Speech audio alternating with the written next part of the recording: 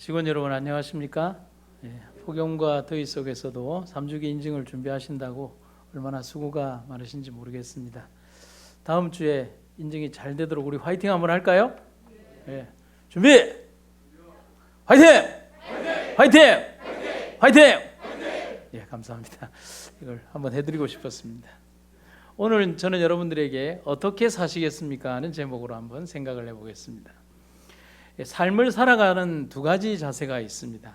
그 하나는 불만과 불평 속에서 모든 것이 나한테는 불합리하다고 생각하면서 그렇게 살아가는 삶이 있고, 다른 한 부류는 어떤 상황이 오더라도 삶을 긍정적으로 사는 사람이 있습니다. 긍정이 지나치면 지금 중국 홍수 때에서 그 물속에서 막 수영하고 접영하는 그런 긍정과는 조금 다르지만, 사람들에게 물어보면 모두 다 긍정적인 삶이 좋다고는 합니다.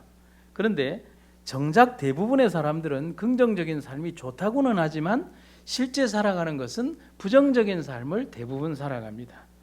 이유 없이 화내고, 다른 사람을 무시하고, 매사에 불평하고, 또 내가 받는 대접은 항상 부적절하다고 말하고 불평을 달고 삽니다.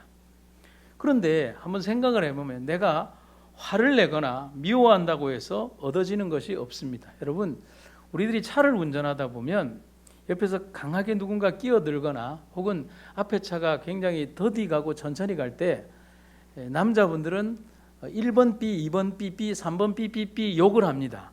그런데 그 욕을 그 상대방이 들으면 좋는데 그 욕을 누가 듣느냐 하면 운전자 옆에 있는 자기 가족들이 듣는다는 사실은 모르고 살아가는 것이죠. 결국은 화를 낸다고 해서 얻어지는 것은 없는데 사람들은 그 화를 통해서 무언가 자꾸 발산을 하려고 하고 있습니다. 빌립 하워드라는 사람이 이런 얘기를 합니다. 시련이 아무리 크다고 할지라도 구원받은 모든 죄인들은 감사할 이유를 언제나 발견할 수 있다. 이 언어의 문장을 조금 뒤집어서 생각을 해도 감사할 이유를 언제나 발견하는 사람은 아무리 어려운 일이 있어도 삶을 살아갈 수 있는 힘과 용기를 가진다는 것입니다. 우리가 뇌를 연구하는 분들의 연구에 의하면 사람의 뇌는 불평할수록 뇌는 더 부정적으로 더 생각한다고 합니다. 한 가지 생각을 반복적으로 하면 우리 뇌의 전달 속도, 시냅스라고 하더라고요. 이 시냅스와 시냅스 간의 전달 속도는 아주 더 빨라진다고 합니다. 그래서 한 번 뇌가 어떤 특정한 불만에 적응이 되면 약간의 부정적인 생각만으로도 순식간에 뇌가 부정적인 생각으로 가득 차게 되고 수시로 불평불만이 나오게 되는 것입니다. 여러분, 자기 자신을 대상으로 실험을 한번 해봐도 됩니다. 1시간 정도 여러분들이 휴대폰의 녹음기 기능을 켜놓고 자기가 무의식적으로 하는 말에 대한 내용들을 한번 담아서 들어보면 자기의 언어적 습관을 대부분 알 수 있습니다. 여러분, 우리 병원교회 목사님들 또 원목실의 목사님들은 설교를 저렇게 다 영상으로 녹화해서 유튜브에 업로드를 합니다. 업로드를 하는 여러 가지 이유들 중에 공적 기능도 있지만 개인적 기능 중에 하나는 저희들의 잘못된 습관과 습성을 고치는데 저것만큼 좋은 게 없습니다.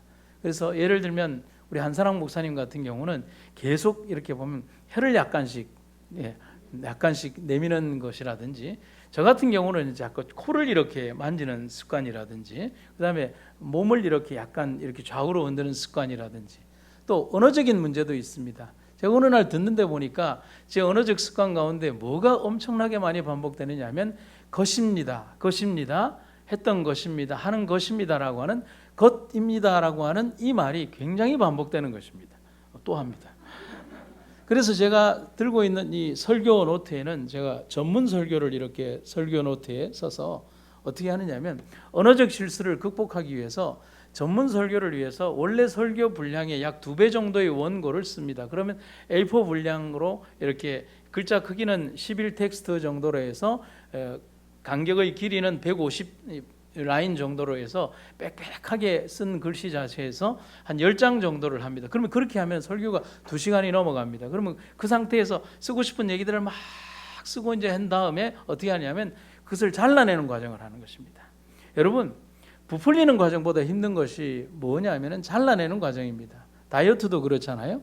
그럼 그 잘라내는 과정에는 무슨 과정이 들어가느냐 하면 불필요한 과정, 중복된 과정, 쓰지 않아도 되는 과정. 그리고 또 무슨 내용이 있냐면 불필요하게 자신을 드러내는 과정들을 다 잘라내기 시작합니다. 그러고 난 다음에 30분 정도의 과정으로 약 3분의 1 이하로 줄여내게 되는 것입니다. 또 것입니다 나왔죠. 이 원고에 없어서 그래요. 그래서 우리들 스스로가 어떤 환경이나 활동들에 있어서 끊임없는 반복과 또 행동 속에서 우리의 뇌가 적응이 되고 또 그것을 반복함으로 인해서 습관이 되고 그것은 품성이 된다는 사실이죠. 여러분들이 하는 행동들 자체가 여러분들이 가정이나 공동체 사회에 하나의 분위기를 형성하고 그곳에 행복을 전달하는 내가 될지 아니면 불행과 안 좋은 것을 전달하는 사람이 될지는 스스로의 결정에 달려있다는 것입니다. 에머슨이라고 하는 시인은 이런 얘기를 합니다. 위대한 사람은 기회가 부족하다고 절대로 불평하지 않는다. 대부분의 사람들은 자기 자신에게 주어진 기회가 불공평하다고 얘기를 합니다. 한번 따라해 보시겠습니까? 인생은 절대로 공평하지 않다. 여러분 이것을 인정하고 들어가야 합니다. 스티브 잡스의 말이죠. 인생은 절대로 공평하지 않습니다. 한 클래스 안에 40명의 아이들이 공부를 하고 똑같은 교복과 똑같은 환경에서 공부를 한다고 해서 그 사람들의 뇌 수준이나 가정 환경이나 학습의 태도나 모든 환경들이 다 똑같을 수는 없습니다. 자기가 임하는 그곳에서 그 환경을 어떻게 극복하는가에 따라서 아무리 어렵고 힘든 환경에서도 좋은 결과를 맺을 수도 있지만 아무리 좋은 환경을 제공해도 그 일에 적응하지 못한다면 결국은 나쁜 결과에 도달하는 것입니다. 트렌치라고 하는 영국의 감독은 이런 얘기를 합니다. 어떤 사람은 자기의 가는 평탄한 길에 조그마한 구렁텅이만 있어도 하나님을 원망하고 사람을 원망한다. 또 어떤 사람은 자기의 가는 험하고 캄캄한 길에 조그마한 빛만 비추어도 하나님의 주시는 자비로우신 빛이라 하여 감사의 기도를 드린다. 화려한 궁전에 살면서도 삶이란 왜 이렇게 괴로우며 기쁜 일은 하나도 없느냐고 얼굴을 찡그려 불평하는 사람이 있으며 작은 오막살이에 살면서도 우리를 지키시는 하나님 아버지의 한없는 은혜와 사랑을 진심으로 감사하는 사람이 있다. 여기에 보면 우리가 생각할 수 있는 게 세상에서 가장 쉬운 게 불평하고 남 험담하는 것입니다. 여러분 세상에 제일 재미있는 게 또 뭐죠? 불평하고 험담하는 것입니다. 그리고 살면서 가장 잘 안 하는 것이 감사하는 것입니다. 여러분 한번 실험을 해볼 필요도 없고 여러분들이 경험 속에서 보면 그럴 수 있습니다. 여러분들이 자녀를 키우다 보면 아이들에게 손님이 오시면 인사하라, 무엇을 받으면 감사해라, 그리고 어떤 일들이 있으면 어떻게 해야 된다는 얘기를 아이들이 성장 과정에서 아마 몇천 번은 얘기했을 겁니다. 그런데 아이들이 정작 그 상황이 되면 잘 안 합니다. 삐죽삐죽거리거나 그런 표현을 잘 안 하려고 합니다. 근데 이 아이를 잘 교육시켜 보겠다고 텔레비도 안 보고 그리고 아이들과도 어울리지도 않고 어린이집에도 잘 안 보내고 그런 아이가 어느 날 놀이터에 한 3일 동안 갔다 오고 나면 즉시 어떤 언어를 학습해 오느냐면 개, 소, 이거 안 됩니다. 그런데 문제는 뭐냐면 그렇게 한번 들은 나쁜 언어는 죽을 때까지 자기의 감정의 변이와 함께 가장 적절한 상태에 뭐냐면은 그 조미료가 톡톡 투하되듯이 즉시 발산된다는 겁니다. 여러분들이 평상시에 쓰고 있듯이 말입니다.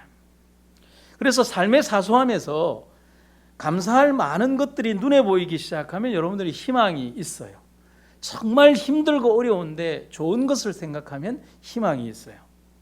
비평과 판단과 이중적인 생각만 있고 그런 것만 눈에 보인다면 여러분은 절대 행복할 수 없습니다. 제가 언제 한번 그런 얘기를 드렸습니다. 제가 예전에 함께 활동했던 암 환자들과의 어떤 모임을 한 7년 동안 가졌는데 그 사람들이 교회에 와서 이렇게 뉴스타트 활동을 할 때 적어도 교회를 찾아와서 뉴스타트 활동을 하는 암 환자들의 대부분들은 암 4기가 넘어가는 거의 호스피스 병동에 들어가야 되는 사람들이 대부분입니다. 자기가 믿을 구석이 있으면 교회를 안 와요. 그런데 병원에서도 더 이상은 할 수 없다라고 하는 사람들이 교회에 있는 마지막 뉴스타트 프로그램에 와서 활동을 하기 시작할 때 그 사람들과 이제 몇 년 동안의 활동을 하면서 그분들이 어느 날 쪽지를 주면서 한번 자신들의 감정을 써보라고 했을 때 거기에 있었던 12~13명의 사람들이 전부 다 동일하게 쓴 내용들이 뭐냐면 주제가 감사라는 내용이었습니다. 감사라는 주제를 주고 쓴 게 아니라 쓰고 싶은 내용을 쓰라고 했을 때 쓴 내용입니다. 뭐라고 얘기하냐면 오늘의 하루가 너무 감사합니다. 오늘 태양이 너무 감사하네요. 오늘 일어날 수 있으면 너무 감사합니다. 술 먹고 들어온 남편이 너무 감사합니다. 나에게 사춘기 과정을 겪고 엄마를 막대하지만 자녀가 있다는 사실에 대해서 감사합니다.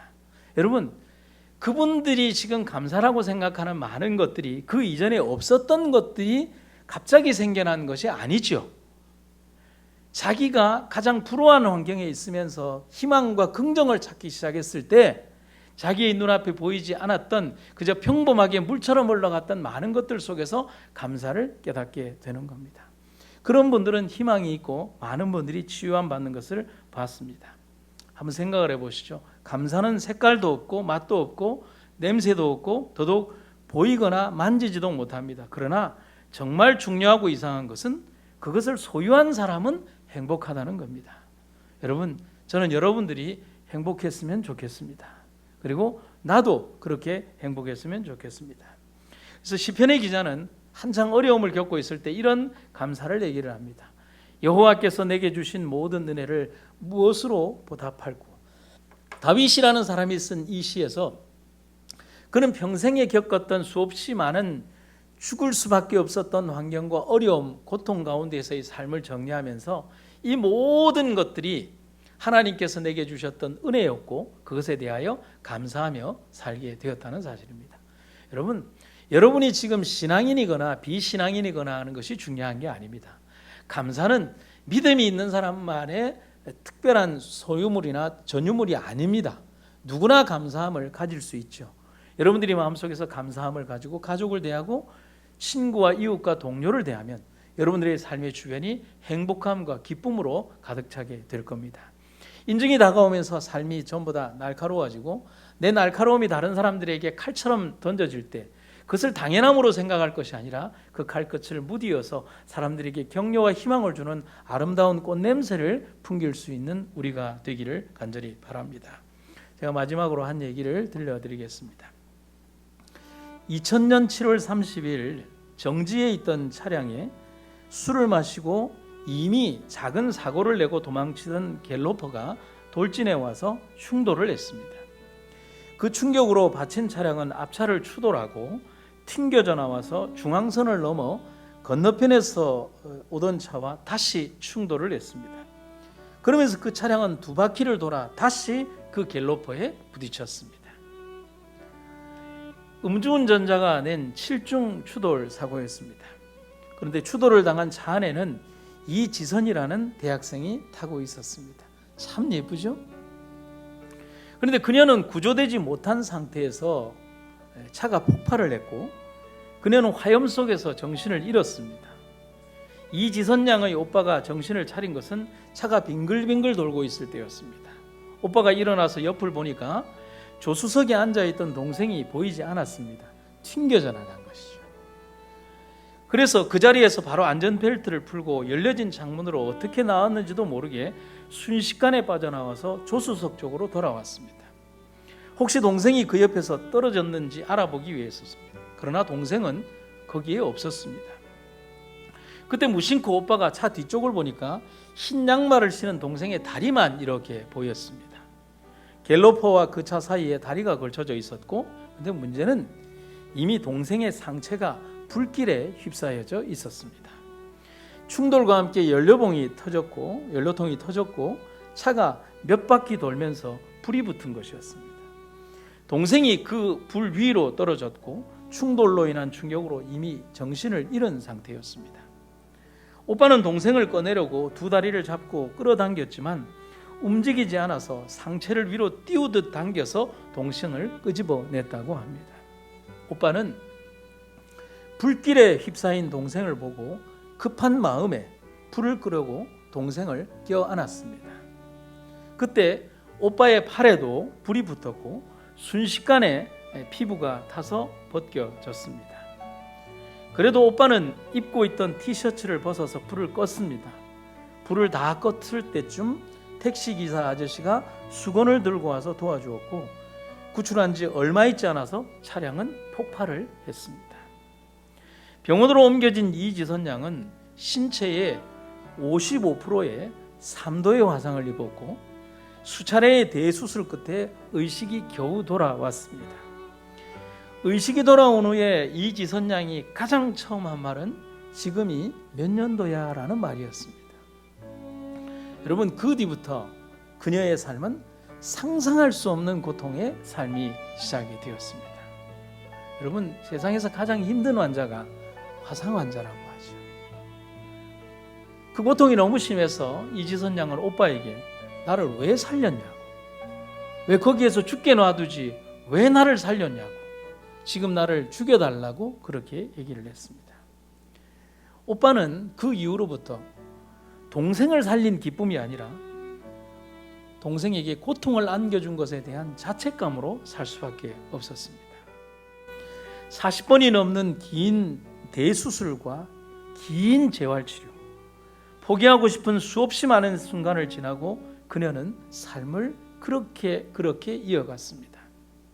그런데 중환자실에 있었던 36일 동안 18명의 환자가 죽는 걸 밤마다 봤어요. 이지선 양의 말입니다. 옆 커튼 너머로 사람이 죽어나가는데도 나는 살기 위해서 먹어야 했고 거기서 살아나왔어요. 그때 그런 생각이 들었어요. 내 삶이 분명히 달라졌고 세상 사람들이 보기에 내 모습은 일그러졌지만 이런 내 안에 생명이 있는 이유가 분명히 있다고요. 지금 그녀의 삶이 이렇게 변했습니다. 23살 예뻤던 칼라 사진 속에 그녀의 모습은, 또 그녀의 삶은 없지만 그녀는 삶의 또 다른 커튼을 열고 감사하며 살아가고 있습니다. 지금은 신앙인으로, 그리고 교수로, 박사로, 사회사업가로 살아가고 있습니다. 그녀의 삶을 기록한 책이 바로 지선아 사랑해. 거기에 보면 뭐라고 되어 있냐면 삶은 뭡니다? 선물입니다. 근데 그녀가 우리들에게 전하는 메시지가 이겁니다. 감사는 보이지 않는 하나님을 보게 하는 힘이 있다. 두 번째, 감사할 때 진통제는 줄 수 없던 평안이 찾아온다. 제가 감히 몇 줄의 글로 그녀의 고통을 다 묘사할 수 없습니다. 그녀가 인내하고 극복한 그 일과 살아가는 삶의 그 기나긴 여정을 제가 감히 어떻게 표현할 수 있겠습니까? 그러나 단 하나, 그녀가 우리에게 주는 메시지, 아니 그녀가 나에게 주는 메시지가 있습니다. 그것은 뭐냐면 감사하지 않으면 고통을 이길 수 없습니다 라고 그녀가 나에게 말해주고 있습니다. 사랑하는 36 부산병원 가족 여러분, 코로나로 인해서 우리의 삶이 우리가 원하지 않는 삶을 살게 되면서 우리는 너무 먼 곳만 바라보며 살고 있는 것 같습니다. 코로나, 코로나, 코로나, 코로나, 코로나. TV를 켜도 코로나, 인터넷을 봐도 코로나, 삶의 어떤 환경에 있으면 코로나.